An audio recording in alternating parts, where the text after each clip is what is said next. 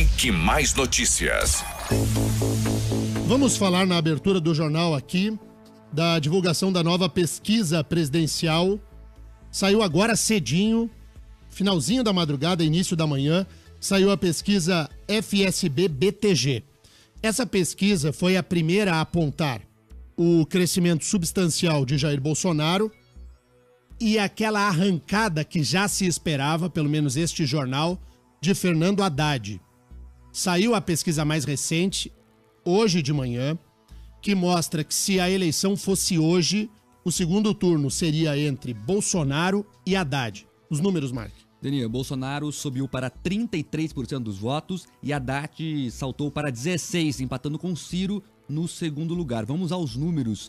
No cenário espontâneo, quando o eleitor diz apenas em quem vai votar sem ver no caderno os nomes propostos, a intenção de votos de Bolsonaro passou de 26% para 30% de uma semana para outra, enquanto nesse último levantamento apenas 6% votariam no ex-presidente Lula, ante 12% da pesquisa anterior. Já Fernando Haddad subiu de 3% para 12%, ultrapassando Ciro Gomes do PDT, que oscilou de 7% para 8%. João Amoedo Novo se manteve em 3%, enquanto Geraldo Alckmin, Marina Silva oscilaram negativamente de 3% para 2%. Então, mais um dado interessante, Daniel. João Amoedo passou o Geraldo Alckmin, segundo a pesquisa do BTG. Olha o nível da campanha de Geraldo Alckmin em pleno 17 de setembro, a 20 dias da eleição. O Geraldo Alckmin é ultrapassado pelo Amoedo. Na verdade, o Álvaro também já era, né? O Álvaro oscilou negativamente também de 2% para 1%. Henrique Meirelles, do MDB, passou a pontuar com 1%, enquanto os demais não pontuaram. Não sabem ou não responderam, seguiram em 22% e não votariam em ninguém, 13% para 8%, enquanto brancos e nulos seguiram em 4% em uma semana. Muito bem. E aí nós temos simulação de segundo turno com um cenário diferente do que mostrou o Datafolha na semana passada. O candidato Jair Bolsonaro venceria todos os adversários no segundo turno, à exceção de Ciro Gomes, em que há o registro de um empate técnico. É isso, né, Marco? Exato. Quando o cenário de Bolsonaro é com Ciro, ambos aparecem com 42%. 5% dizem votar em branco, 8% em ninguém e 3% não sabem ou não responderam. Entre Bolsonaro e Haddad, 46% disseram votar no candidato do PSL, ante 38% que votariam no petista. Enquanto confrontado com Alckmin, Bolsonaro aparece com 43%, ante a 36% do Tucano. A maior diferença é contra Marina Silva. Bolsonaro faria 48% contra 33% da ex-senadora da Rede. A Marina também murchou, né? Fora do jogo, né, Daniel? Perdeu, tá fora do jogo. Muito difícil para Marina. É uma candidata muito conhecida, mas não tem tempo de televisão. E nesse Brasilzão continental, a televisão e o rádio alcançam os chamados grotões e sem tempo de televisão cai no esquecimento. O Bolsonaro tem um eleitor, embora não tenha tempo de TV, ele tem essa penetração das redes sociais e carrega consigo muito do discurso da indignação popular. O Bolsonaro disparou, junto com ele o candidato do PT, e é esse cenário que parece se consolidar se houver segundo turno nesse sentido. Mas uma análise que dá pra gente puxar disso aí, pensar o porquê que o Geraldo, por exemplo, tem maior tempo de TV e tem uma rejeição tão grande, agora tá com 2%, por exemplo? Porque o candidato Geraldo Alckmin começa a perder o voto do chamado antipetismo. Muitos dos candidatos que votam no PSDB, muitos dos eleitores que votam no PSDB, votam nos tucanos em rejeição ao PT. Quando esse eleitor percebe que o candidato que vai ao segundo turno e tem chance de vitória é o Bolsonaro, ele migra sem dó. Porque ele não é um eleitor consolidado do Geraldo Alckmin, ele é um eleitor contra outro. Então ele vai e migra pro Bolsonaro e vai faceiro. Essa migração, esse momento em que murcha a candidatura do Geraldo Alckmin, a leitura, ela não é assim, é que o Alckmin não convenceu. É que tem parte do eleitorado do Alckmin que não é Alckmin. Ele é contra o Lula e contra o candidato do Lula. Então ele vai lá pro outro. Ele não é o eleitor. O eleitor do Haddad e o eleitor do Bolsonaro, a pesquisa também mostra, que são os eleitores mais firmes, que são aqueles que não mudam o candidato. Eles vão com o candidato até o fim. O eleitor do Amoedo é assim também, Mark. Tem o eleitor mais engajado, né?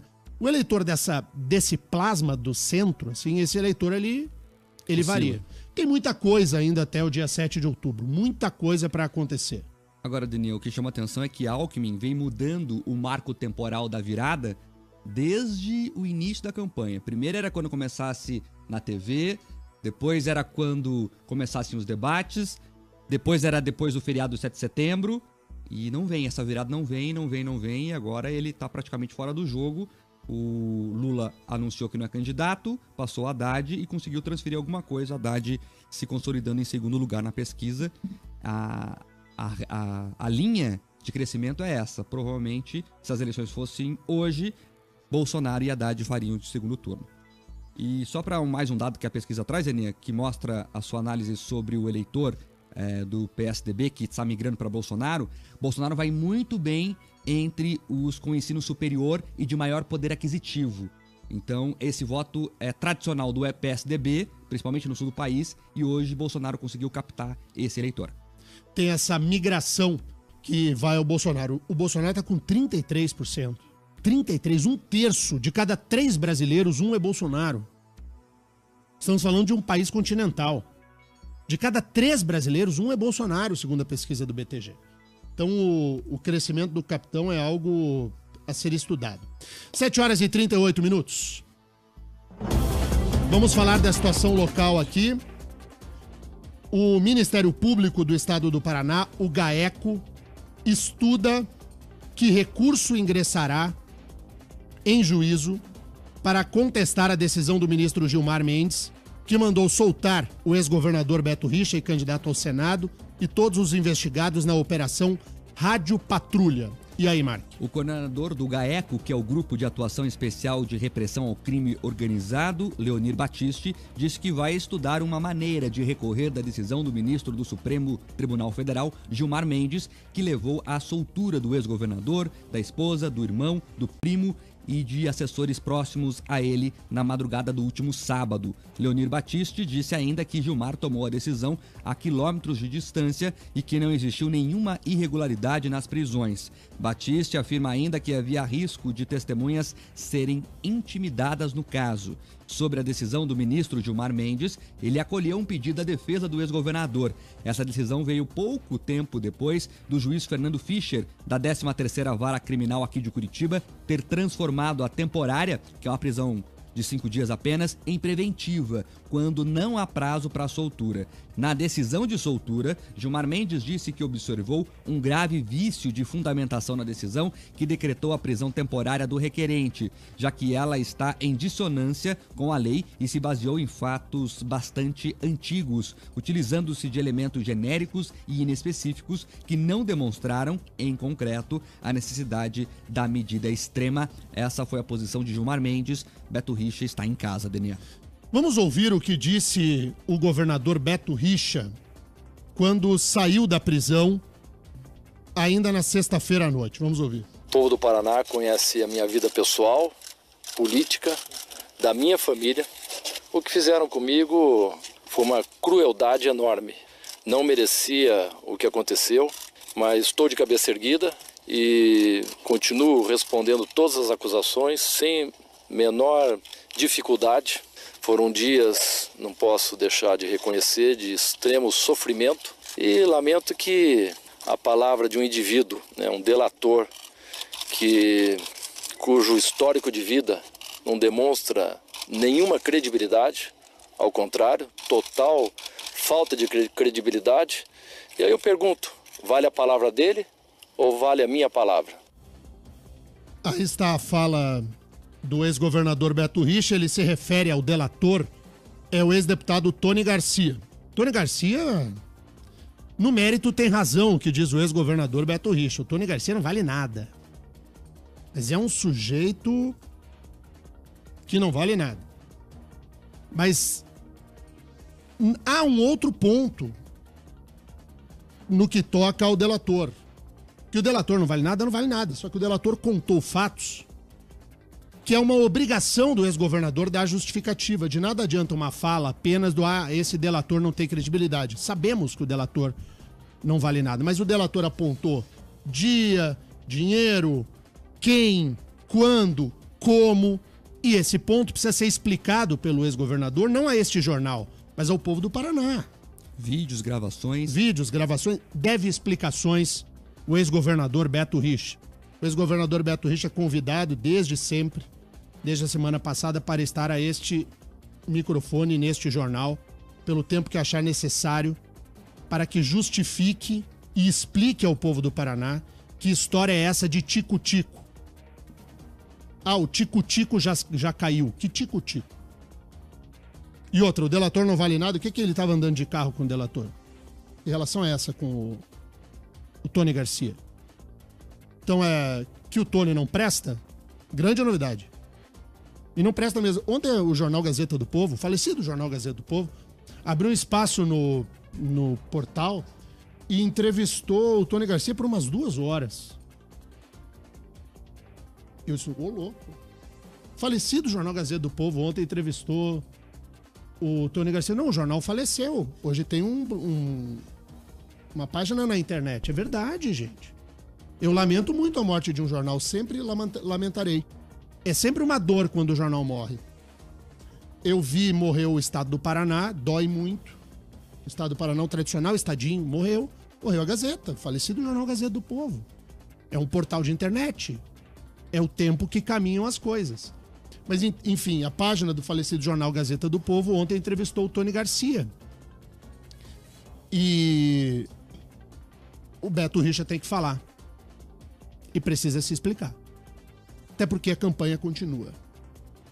E ele é candidato ao Senado e está elegível. A lei da ficha limpa não alcança o ex-governador Beto Richa. 7h43. O Tony Garcia, Marques Souza, tá com ódio, né? Ali é relação pessoal, né? Ele deixa claro isso, que a questão de levá-lo a entregar o Beto é uma questão pessoal. Acho tão engraçado essa coisa de quando... Eles eram amigos, Nenê, desde os 14 anos de idade. Começaram de a correr de kart junto. Então imagina a relação. Um homem... Não tem nada de machismo que eu vou falar aqui, quem tá aí do outro lado do rádio vai entender. Um homem, quando ele opera pelo ódio, quando ele deixa a razão de lado, e ele é conduzido, e os seus atos são conduzidos pelo ódio, tem algo... Acho que o ouvinte entendeu. Tem um ódio aí nesse processo que precisa ser melhor entendido também. Vamos para um intervalo. Na sequência, entrevista com o candidato ao governo do Paraná, doutor Rosinha, que volta a este microfone, o microfone líder da Jovem Pan. Rick Mais Notícias. Eleições. Jovem Pan. Vota Paraná, a credibilidade do Grupo RIC a serviço da democracia. Apoio Anila, tudo fica mais gostoso com queijos Anila. 7h48, seguimos com a sabatina dos candidatos ao governo do Paraná. Hoje volta ao microfone líder da Jovem Pan, o candidato doutor Rosinha, do Partido dos Trabalhadores. A ordem de fala aqui no jornal e na RIC TV foi decidida em sorteio, o tempo é de 20 minutos e começa a contar a partir de agora. Candidato doutor Rosinha, muito bom dia, obrigado pelo retorno. Bom dia, Daniel, um prazer novamente estar aqui na Jovem Pan com vocês. Doutor Rosinha, comece explicando pro ouvinte da Jovem Pan o que o senhor chamou de ataque ou de atentado, que teriam jogado uma bomba no senhor. Queria ouvir da sua voz. O que foi que aconteceu? O senhor estava no centro de Curitiba, né? Sim, eu estava no centro de Curitiba, num grupo entre 10 e 15 pessoas, conversando com eleitores, distribuindo o meu número, quando uma bomba, eu não consigo medir o porte, explodiu muito próximo à minha perna esquerda e imediatamente fiquei surdo do ouvido esquerdo, porque não tem como o tímpano suportar. E isso durou, acredito, a surdez por cerca mais ou menos de 1 hora até diminuir e desaparecer toda. E a pessoa que jogou não conseguimos identificar, Mas não é a primeira vez, já era a segunda, numa outra ocasião tinha jogado a bomba, quando ali estava presente a Gleice Hoffmann. E naquela ocasião entenderam como algo normal, algo que não chamava atenção. Eu chamei atenção porque já era a segunda vez com alguém de nós e também havia ocorrido aquele fato com o Renato Freitas e a Edna Dantas. Então achei por bem chamar a atenção que isso não deve acontecer. Porque tinha criança ali perto. Se a criança tivesse a distância que eu estava da bomba, provavelmente ela seria ferida. No dia seguinte, senti a perna um pouco dolorida, porque o deslocamento do ar é bastante forte. Agora, candidato doutor Rosinha, eu faço essa pergunta porque nós vivemos um clima de intolerância. As redes sociais, onde não tem bomba, mas tem palavras, e a palavra fere tanto quanto, a gente vive um ambiente de intolerância, de um lado contra o outro. E a pergunta que faço é muito direta. Não foi o PT, o seu partido, que justamente plantou a sementinha do nós contra eles, candidato? Não foi. Eu quero lembrar que durante o processo de golpe contra a Dilma, havia, naquelas dancinhas de rua, nos gestos em cima dos caminhões, havia muita agressividade. Que é maior agressividade do que colocar, como na porta, na entrada do tanque de gasolina, um daqueles tipo de adesivos, com uma mulher de perna aberta, introduzindo a bomba, o cano de encher o tanque. Aquilo era muita agressividade contra a Dilma. Foi um período de muita agressividade e de construção com pouca condenação dessa violência. Eu acho que as mídias, de uma maneira geral, não vou generalizar, ela errou ao não condenar a ascensão da violência. Quando o Bolsonaro, que agora é vítima de violência, que eu lamento, sou contra, veio aqui em Curitiba, tinha um boneco do Lula com a cabeça, ele apontando o dedo como arma na cabeça do Lula. Depois ele dizendo lá, acho que foi no Acre, pegando um instrumento, dizendo que era para matar a Petraglia. Quer dizer, esses atos de violência não fomos nós que começamos ou estimulamos. Sempre condenamos e eu continuo condenando.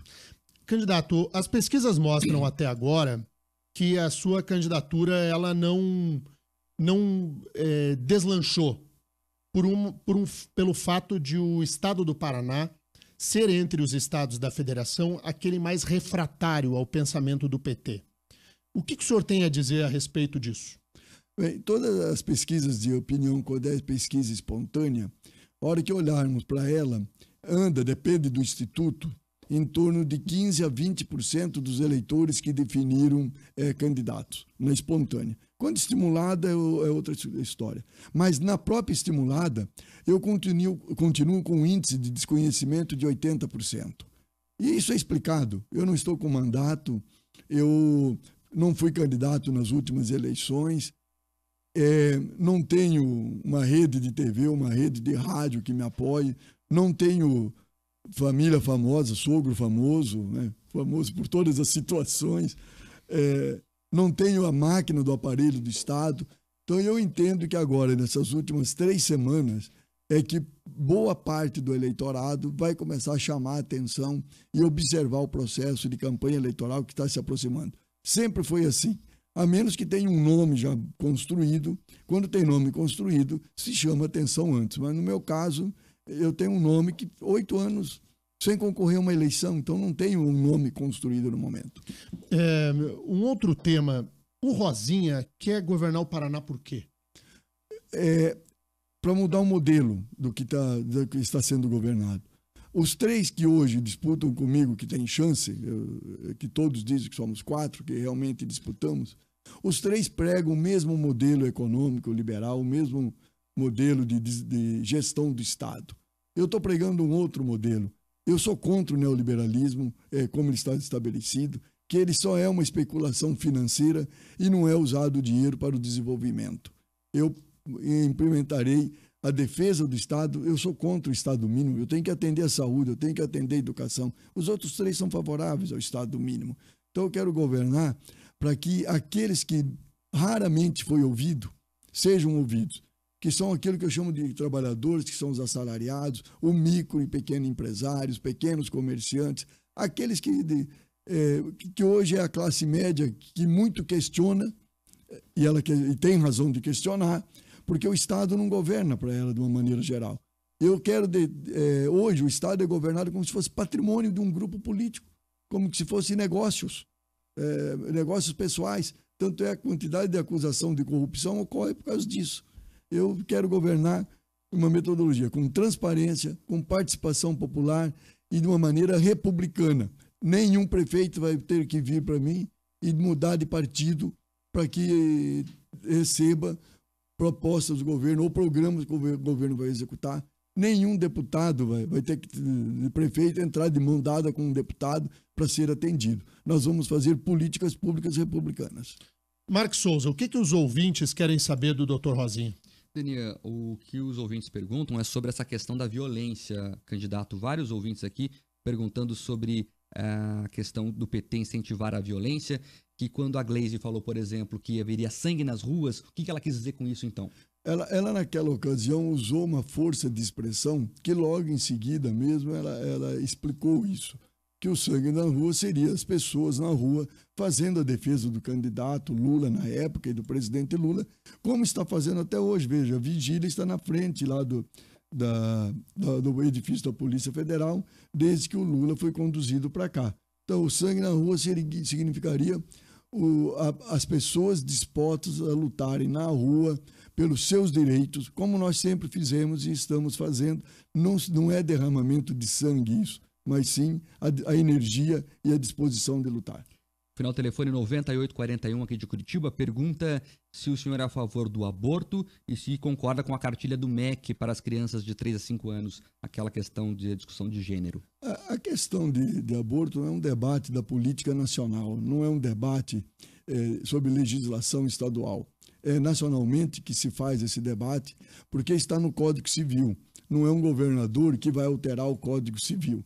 E sobre a questão da cartilha do Ministério da Educação, era uma cartilha que pregava a educação sobre a questão sexual dentro das escolas. Não é absolutamente nada do que eles querem dizer. E eu tenho a criança, a partir de uma certa idade, seja menino ou menina, tem que conhecer o seu corpo, ou seja, conhecer a anatomia, conhecer a fisiologia de como o seu corpo funciona. Se a escola não fizer isso e a família não fizer isso, ninguém vai fazer ou vai aprender na rua. Eu, como pediatra, cansei de fazer muitas palestras sobre a questão da educação sexual em escolas públicas.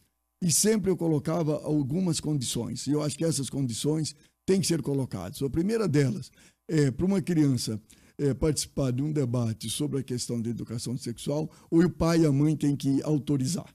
E, se for o caso, estar presente na sala de aula, se eles estiverem em condições, naquele momento, ter tempo.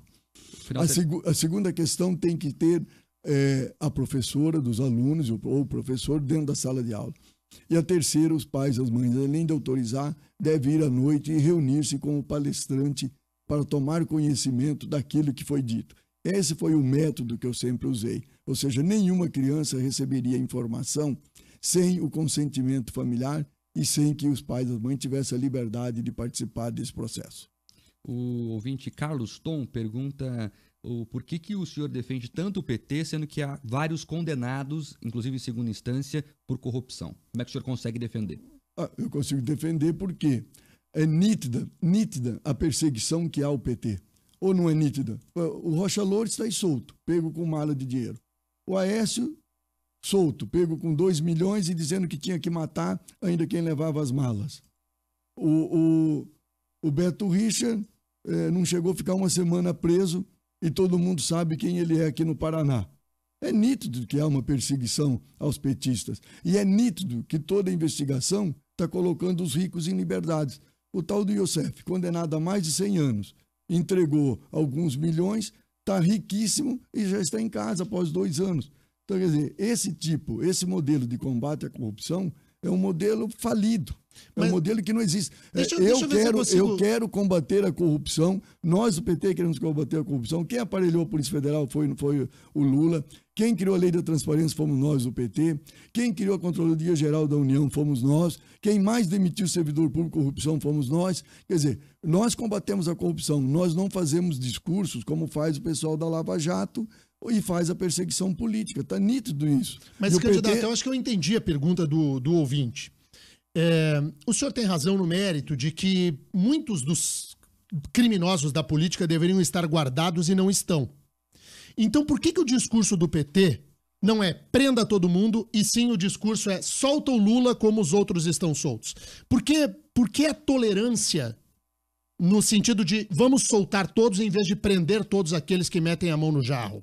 Eu acho que é essa a pergunta do ouvinte. A essência é como vestir uma camiseta de Lula livre, sendo que há condenação em segunda instância contra o ex-presidente da República. Eu sei como que se deu a condenação em segunda instância e todos sabem.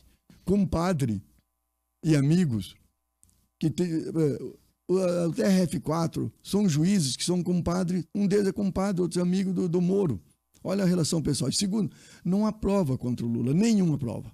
Nós estamos questionando a questão do Lula. O Lula não existe sequer uma prova de que ele cometeu qualquer tipo de fraude, de corrupção, de irregularidade. E os outros estão cheios de provas. Eu acho, por isso estou dizendo, o método de investigação está incorreto. Vamos fazer um método correto e aí cala a boca de todo mundo. Mas nesse método fica impossível de fazer a defesa. Candidato, mas a maior parte dos desembargadores do TRF4 foram indicados pelo PT. O próprio PT indicou, então, desembargadores que deram o golpe depois? É mais ou menos isso? O que significa que o PT não fazia indicação ideológica, ao contrário do Fernando Henrique Cardoso, que indicou o Gilmar Mendes, que livra todos do PSDB. Mas o senhor fala que a justiça errou, então eles são incompetentes, porque quando se erra é incompetente. Então Não, o que aconteceu? Não chamo de incompetente. Eu chamo de aqueles que interpretam a lei em favor deles, da ideologia deles, E a ideologia deles, eles foram além da questão técnica e entraram na questão política. Eros Grau era ministro do STF. E ele disse, dentro da Assembleia, dentro da Câmara dos Deputados, num seminário, que no Brasil não há justiça. No Brasil, a lei é feita para manter a ordem. E se eles entenderam, esses juízes, que para manter a ordem deles e não a do povo, tinha que prender o Lula, eles prenderam o Lula. Porque eles entendem que para manter a ordem deles, e qual a ordem deles? A ordem deles é que os pobres não têm a vez no governo. E não o que tem a diz vez o Palocci, por exemplo? O senhor acha que é tudo mentira do Palocci? Porque o Palocci entregou o Lula, a ex-presidente Dilma e tantos outros líderes do PT. E o Palocci, até anteontem, comia na copa e na cozinha do próprio Partido dos Trabalhadores. O Palocci está mentindo? O Palocci está mentindo, assim como eu mentiu. O Palocci está mentindo, tanto é que tudo aquilo que ele falou, o Ministério Público aqui do Paraná, com toda a perseguição que foi feita no senhor Deltan Dallagnol, que quis condenação por convicção, tanto é que eles não reconheceram a delação do Palocci, que disse que não acrescentava nada, porque não tinha documentação. Eles não têm documentação com prova, eles não têm prova. O STF já decidiu que sem prova não deve aceitar. Eles não têm prova de absolutamente nada. Doutor Rosinha, ainda nesse assunto, rapidinho, Daniel, o Fernandes pergunta sobre o Zé Dirceu. O senhor defende o Lula, o senhor defende outros petistas. O Zé Dirceu foi condenado na Lava Jato e no Mensalão. O senhor ainda defende o Zé Dirceu? Eu conheço o Zé Dirceu. Olha como é que foi feita a manipulação. Foi até bom o exemplo que ele deu. O Zé Dirceu foi condenado no chamado Mensalão, quando já existia o do PSDB, o Mensalão de Minas Gerais, que foi julgado 20, 30 anos depois, e o do PT foram julgados antes. O Zé Dirceu, quando foi julgado no STF, ele não podia ser julgado no STF. Ele não era deputado. Ele estava sem mandato. E eu dou exemplo paralelo com o chamado Mensalão do PSDB, que é o mineiro. O Eduardo Azeredo era deputado federal, renunciou o mandato de deputado federal e o julgamento dele foi lá para a primeira instância. O Zé Dirceu foi cassado na Câmara dos Deputados, então não era mais deputado, tinha que ir para a primeira instância. Por que eles tratam diferente? O senhor Fernandes que responde, por que eles tratam diferente os casos? O Zé Dirceu não podia... Mas objetivamente o senhor defende o Zé Dirceu? Sim, defendo o Zé Dirceu. O Zé Dirceu... Ele também é inocente, candidato? Não existia o mensalão. Não existia o chamado mensalão. Eu estava lá, eu era deputado federal.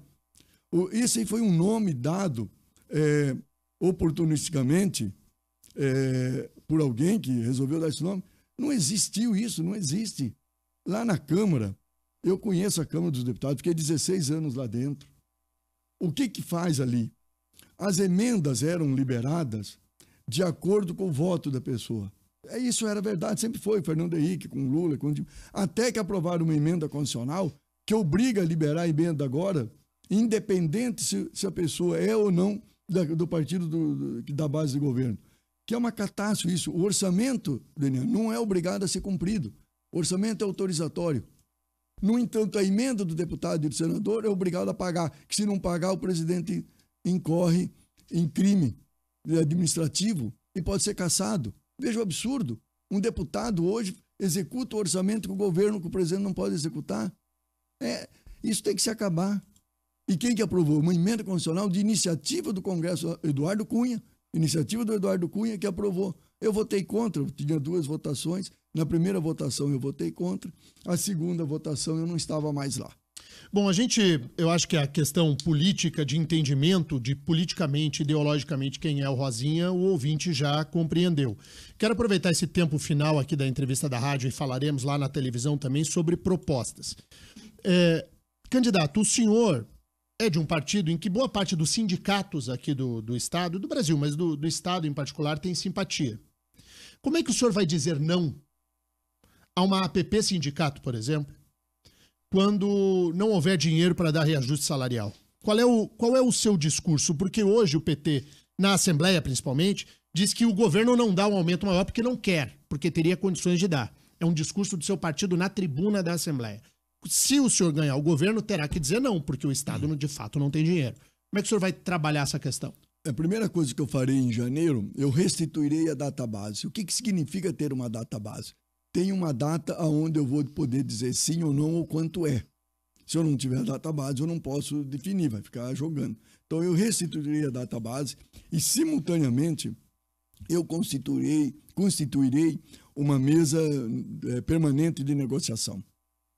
E nessa mesa de negociação, colocarei sobre a mesa toda a situação fiscal e orçamentária do Estado.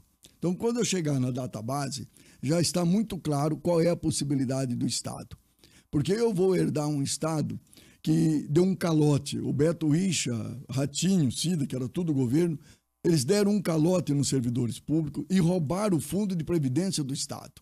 E para eles gastarem como orçamento. Então eu tenho que fazer uma política, não é de 1 ano, será uma política de 4 anos.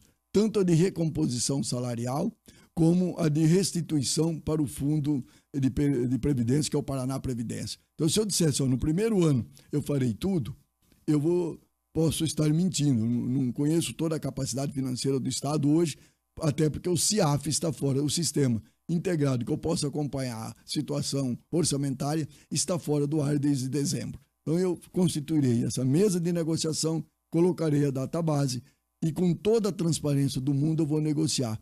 Então a resposta pode ser um não, pode ser um sim, ou pode ser um processo de recomposição por 4 ou até talvez 5 anos, indo além do tempo que eu vou governar. A gente tem 50 segundos aqui na rádio ainda, queria dedicar esse tempo aí para suas despedidas, candidato. Obrigado. Eu aqui, é lógico, nesse curto tempo eu vou pedir voto para o 13, que é o meu número, para governador, porque eu não sou igual a nenhum deles. Se tem alguém que é oposição aqui, sou eu.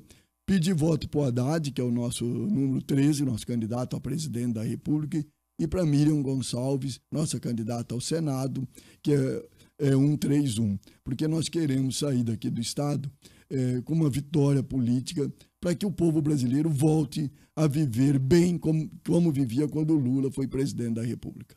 Muito bem, agradeço muito ao candidato Dr. Rosinha pela participação aqui na Jovem Pan. Eu irei com o Rosinha agora para a RIC TV. Quem quiser ver mais das propostas do Rosinha pode ligar na tela da RIC. Intervalo, voltamos.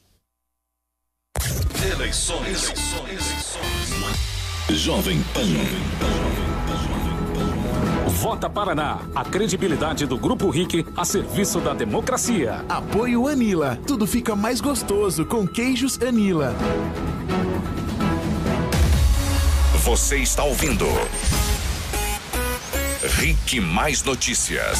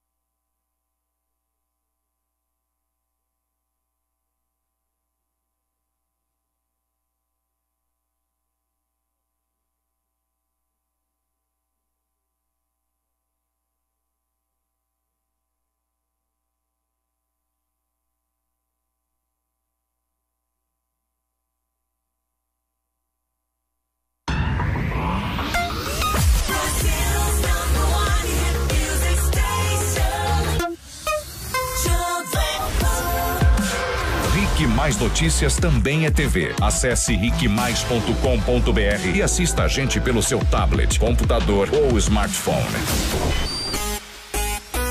Rique Mais Notícias. Agora 8 horas 12 minutos, nós estamos de volta para você saber que cerca de 14 milhões de reais já foram arrecadados pelos candidatos que disputam uma vaga para governar o Paraná. O valor é referente às primeiras semanas de campanha eleitoral. Cada candidato pode gastar até 9 milhões e 100 mil reais com a campanha. Segundo as informações do site do TSE, dos 10 candidatos daqui do estado, os 3 principais, Cida Borghetti, do PP, Ratinho Júnior, do PSD e João Arruda, do MDB, são os que mais arrecadaram dinheiro até agora. O maior financiador é o partido político. A verba é classificada como do fundo partidário, do fundo especial e de outros recursos. Cida Borghetti arrecadou pouco mais de 6 milhões e meio, João Arruda pouco mais de 4 milhões, Ratinho Júnior 2 milhões e meio de reais. Na sequência aparecem candidatos como Dr. Rosinha do PT com 334 mil e Jorge Bernardi da Rede com 32 mil reais. Os demais candidatos não registraram nenhum recurso. As informações são públicas e estão disponíveis no site do TSE. Lá, o eleitor pode ver detalhes da arrecadação e das despesas de cada candidato, inclusive dos que disputam outros cargos, como os dos 25 deputados federais pelo Paraná, que concorrem à reeleição. Eles já conseguiram arrecadar mais de 20 milhões para fazer a propaganda. A deputada federal Cristiane Yared, do PR, o Partido da República, é quem mais conseguiu dinheiro até agora, cerca de 2 milhões e meio. Na sequência aparecem os candidatos Giacobo e Luiz Nishimori, também do PR, com 2 milhões. O site para conferir os recursos e gastos é o divulgacande.contas.tse.jus.br. Portanto, divulgacande, com demudo, contas, tudo junto, .tse.jus.br. Agora 8h14. E um levantamento da ONG Ranking dos Políticos, que atua na fiscalização da gestão dos parlamentares brasileiros, revela que os deputados federais e senadores do Paraná faltaram a mais de 1.100 sessões. O levantamento é referente ao mandato dos políticos entre 2015 e 2018. Segundo o ranking das faltas, 692 delas não foram justificadas. O mais ausente foi o deputado federal Takayama, do PSC, que faltou 115 vezes. Por outro lado, Rubens Bueno, do PPS, não faltou em nenhuma sessão. O ranking dos políticos também mostra que os congressistas paranaenses gastaram cerca de 42 mil reais entre cotas e verbas indenizatórias. Somente com combustível, os deputados e senadores do Paraná gastaram juntos cerca de 4 milhões de reais. 4 milhões de reais só de combustível entre os deputados e senadores aqui do Paraná. Ao todo, os parlamentares brasileiros nas duas casas gastaram cerca de 60 milhões com esse tipo de despesa no último período. Já no âmbito geral, de acordo com as avaliações do ranking dos políticos, a bancada paranaense conta com 8 entre os 100 melhores parlamentares do Brasil. São eles: Rubens Bueno, do PPS, Sandro Alex, do PSD, Luiz Nishimori, do PR, Leandre, do PV, Luiz Carlos Rauli, do PSDB, Diego Garcia, do Podemos, Sérgio Souza, do MDB e Alex Canziani, do PTB. Figuram nas últimas posições aqui do estado e também no ranking geral dos parlamentares brasileiros os deputados Osmar Bertoldi, do DEM, Zeca Dirceu, do PT, Enio Verri, do PT e Nelson Meurer, do PP. O levantamento do ranking dos políticos é feito com ferramentas tecnológicas compiladas pelo Portal da Transparência e informações públicas dos parlamentares. Outras informações são públicas, disponíveis nos sites oficiais do Senado e da Câmara, dos deputados e também dos tribunais de justiça. Agora, 8h16, tem muita gente participando aqui, reclamando que a gente não conseguiu ouvir e ler todas as perguntas que os ouvintes encaminharam ao candidato de hoje, que foi o Dr. Rosinha, do PT. Lembrando que, pela lei eleitoral, todos têm o mesmo tempo, 20 minutos. Esse tempo tem que ser respeitado na íntegra, na risca. Não pode passar nenhum segundo a mais por causa da lei eleitoral. Então, todas as que chegam aqui e não são lidas no ar, a gente encaminha às assessorias dos candidatos, que podem fazer as respostas como julgarem melhor. Tê, como é que tá a agenda aí? Quem que é o próximo candidato de amanhã, terça, dia 18 de setembro, aqui na Jovem Pan? Bom, Mark, amanhã, no dia 18, receberemos o professor Piva do PSOL. Então, né, hoje fizemos aí com o Dr. Rosinha, semana passada teve o professor Ivan Bernardo do PSTU e hoje Erbuck na quinta-feira, no dia 13. Amanhã teremos, então, o professor Piva do PSOL. E lembrando que você que perdeu alguma entrevista e você que está querendo assistir o jornal na íntegra, você pode acessar agora o rickmais.com.br. Lá ficam salvos todos os jornais, né? Todos os dias aqui do Rick Mais Notícias. Então, perdi lá a entrevista do Roger Book. Você pode ir lá no rickmais.com.br/Rick Mais Notícias, que você vai conseguir assistir todo o jornal. E todo dia a gente faz a transmissão no YouTube, youtube.com/rickmaispr e no portal rickmais.com.br. Lembrando que a cobertura das eleições, você pode utilizar a hashtag Vota Paraná em qualquer rede social, tá? E tem o patrocínio da Anila. Tudo fica muito mais gostoso com produtos Anila. Tá aqui, portanto, vários ouvintes aqui ainda reclamando da questão nacional, da política brasileira, enfim, todo mundo desabafando aqui pelo WhatsApp. E tem várias pessoas também pedindo para nós repetirmos aqui os números da última pesquisa à presidência da República, divulgada agora pela manhã pelo BTG Pactual, que é um banco de investimentos. Vamos aqui então aos números dessa nova pesquisa divulgados agora pela manhã. Segundo a pesquisa, Bolsonaro subiu para 33% dos votos e Haddad saltou para 16% e empatou com Ciro em segundo lugar. Então, de acordo com os dados dessa pesquisa, Bolsonaro e Haddad disputariam o segundo turno e na simulação de segundo turno, Bolsonaro ganharia de Haddad, Bolsonaro com 46% e Haddad com 38%. Esses são os números da pesquisa do BTG Pactual. Lembrando que essa pesquisa foi registrada no TSE, que é o Tribunal Superior Eleitoral, com o número BR 06478/2018. O levantamento foi realizado entre os dias 15 e 16 de setembro, com 2.000 eleitores, e a margem de erro é de 2 pontos percentuais para mais ou para menos. Vambora? Vamos embora, amanhã a gente tá de volta cedinho de novo, 7h30 da manhã, depois do horário eleitoral gratuito. Até amanhã, tchau. Tchau. Você está ouvindo Rick Mais Notícias.